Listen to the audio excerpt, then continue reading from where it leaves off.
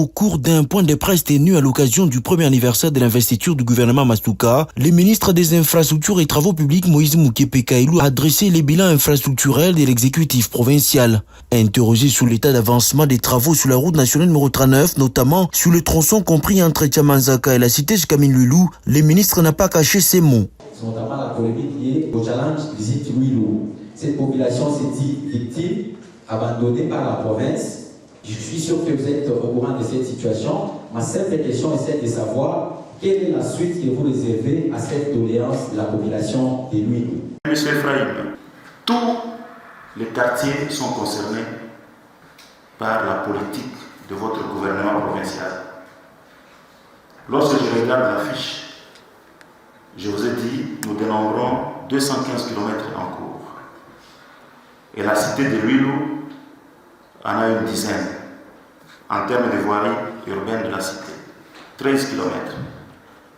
Un projet initié par la province, financé par la province, en dehors du fait qu'il y a d'autres projets de la commune de Dinala abritant cette cité ou ce quartier. Où en sommes-nous actuellement avec ces travaux? L'entrepreneur qui travaille avec abnégation, ARZ, un entrepreneur expérimenté, qui travaille avec abnégation pour rendre service à nos compatriotes vivant à Lulou, a été stoppé de manière ignoble, de plein fouet, par ces mêmes compatriotes. Il y a de cela 11 mois que ces engins avaient subi, n'est-ce pas, une sorte de vindicte populaire, parce qu'il y avait, pour des raisons de revendication, il y a eu accident. Tout accident est déplorable.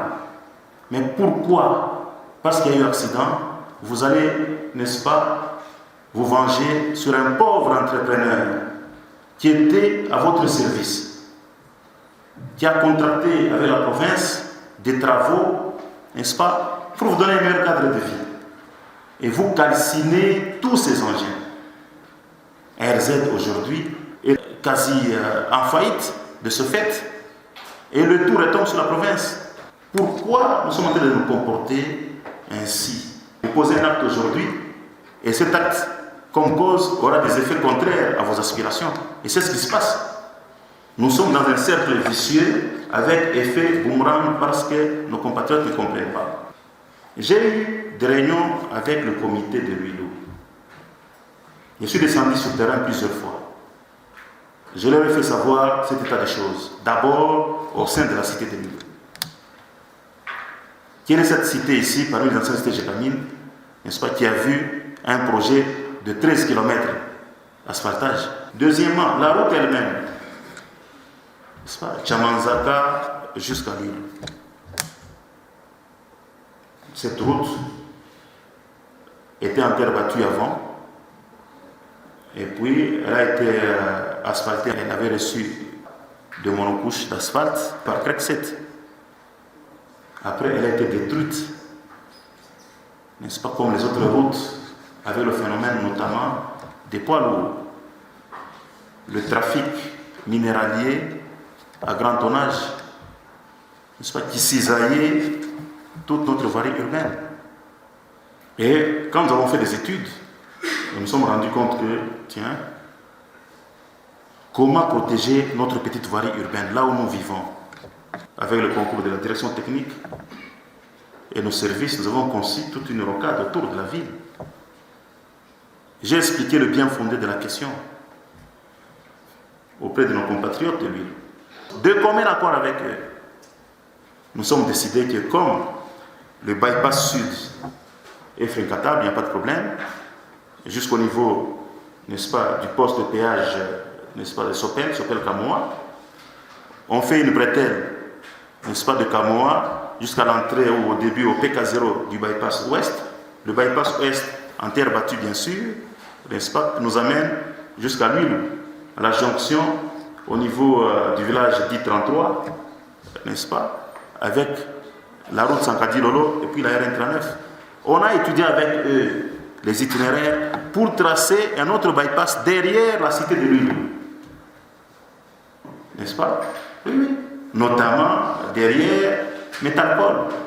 On a même été en réunion avec l'appui la contribution de notre collègue des mines. Nous avons été pour discuter avec les responsables de Métalcor pour qu'ils comprennent la quintessence de la chose. Tout a été fait. OK. L'itinéraire est conçu. On a laissé un entrepreneur là-dessus. 2 ou 3 jours après, engin caillassé, détruit. Et même le garde commis, n'est-ce pas, blessé. J'avais envoyé les images au comité de Lulou. Et Mouska était obligé d'arrêter les travaux de construction du bypass nord, jusqu'à aujourd'hui arrêté. Du fait encore du comportement de nos compatriotes de Lulou. Et ça, c'est la réalité des choses. Comment voulez-vous une chose et son contraire? Nous faisons des descentes avec vous. Les vidéos sont là, j'ai conscientisé. C'est pour vous que nous le faisons. Okay? Sécuriser ces engins. Accompagner le projet. Dans tous les quartiers, les chefs des quartiers et autres nous accompagnent. Il n'y a qu'à lui où nous vivons ce genre de phénomène. Travaux à l'arrêt. Comme les travaux de la voirie urbaine. C'était ARZ, c'est devenu Mouska. Mais nous nous sommes dit, nous n'allons pas nous lasser outre mesure. Alors, bypass nord stoppé, que faire? Or, aujourd'hui, si le bypass nord était ouvert, le tronçon serait totalement libre. Tous les camions passeraient outre et l'entrepreneur qui est commis à ces travaux actuellement avancerait normalement. Et puis après, nous sommes réunis en réunion. Il y a eu le consortium de 5 sociétés chinoises venues ici et avec lesquelles nous avons conclu un accord pour démarrer le bypass Est.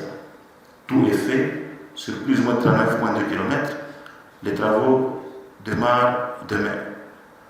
Les 4 sociétés commises à ces travaux, ainsi qu'une 5e société directement pour les ouvrages de traversée, démarrent demain et nous avons convenu avec ces sociétés chinoises, partenaires à la province, d'accélérer pour qu'au moins l'ouverture sur 16 mètres et la chaussée sur 8 mètres le soir avant les pluies. Cela va permettre de dégager, n'est-ce pas, Lulou. Comme ça, au lieu de passer par ouest et nord, comme nord est bloqué, on va passer par est.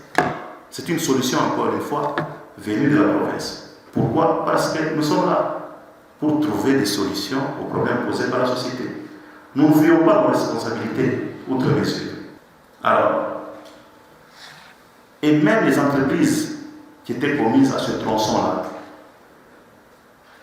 il y a eu Sinomine qui était là, qui avait connu les mêmes actes. Sinomine avait arrêté. On s'est dit non, changeons un peu de stratégie. Comme ça, on met carrément 2 entrepreneurs. Et ainsi qu'on a mis d'une part Sabaot, de l'autre part Toa. Toa a aussi arrêté pour la même cause. Nous avons toutes les preuves. Malgré le fait que les travaux étaient lancés, des paiements effectués, etc. Toa a dû arrêter. Et nous sommes restés avec le seul entrepreneur résilient qui résiste, malgré le fait qu'il subit aussi le phénomène. Il y a plus ou moins 4 jours, Sabaot nous a appelé. Une de ses chargeuses aussi était caillassée par la même population. On leur a dit, en tout cas, tenez bon, nous allons essayer de sécuriser, nous allons faire ça. On appelle les forces vives.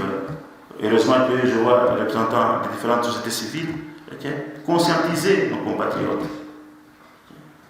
Il ne faudrait pas qu'à un moment donné, les projets n'avancent pas et vous croyez que c'est nous. Non, nous par contre, nous sommes là pour vous aider. Malgré toute cette turpitude, vous vous rendez compte que la province ne se lasse pas et avance. Maintenant que l'entrepreneur est sur 16 km, ce n'est pas en 1 mois ou 2 mois que nous allons asphalter 16 km, élargissement, traitement de la chaussée, dans les normes voulues, n'est-ce pas, pour assurer la qualité et la durabilité. Et puis après, allez, asphaltage avec la dernière couche de roulement. Cela prend du temps. Nous parlons de 16 km. Il y a eu lancement de l'asphaltage, l'entrepreneur est en train d'y aller crescendo. L'entrepreneur avait pris du temps au niveau de la courbure Chamanzaka. Mais quand nous étions descendus, nous avons pris l'option au niveau de toutes les courbures pour gérer l'effet centrifuge et les arrachements, de pouvoir y construire des chaussées rigides en béton hydraulique armé. C'est ce qui s'est fait. Et le béton prend du temps pour sa prise notamment. Et nous sommes dans cette phase-là. Mais ils ne se sont pas arrêtés. Ils sont partis anticiper de l'autre côté de Lulou. n'est-ce pas, pour faire au moins 2 ateliers. Il y a un atelier qui part de Lulou jusqu'ici, et de Lulou jusqu'ici, il y a au moins 1 kilomètre. Aujourd'hui, prêt à recevoir l'imprégnation pour l'asphaltage. Il y a même un atelier qui est au niveau des sens. Mais la partie, entre guillemets, qui crée un effet domino très dangereux, une sorte d'escalade sur la toile, c'est juste la portion de plus ou moins 2 km après Crète. Mais nous attendons la prise du béton pour que l'entrepreneur puisse s'organiser maintenant et passer par-dessus ce béton et continuer avec les travaux et asphalter. Mais ça demande une coordination, une planification. Il a souligné la vision stratégique de la gouverneure qui entend relier efficacement la ville de Kolwezi à ses environs ainsi qu'au territoire à travers la réhabilitation progressive des routes principales, des dessertes agricoles et des avenues dans les quartiers périphériques. Aucun quartier ne sera laissé pour compte, a-t-il affirmé, réitérant que ces travaux s'inscrivent dans la droite ligne de la vision du chef de l'État Félix Tshisekedi Tshilombo qui fait des infrastructures de base un levier essentiel du développement durable.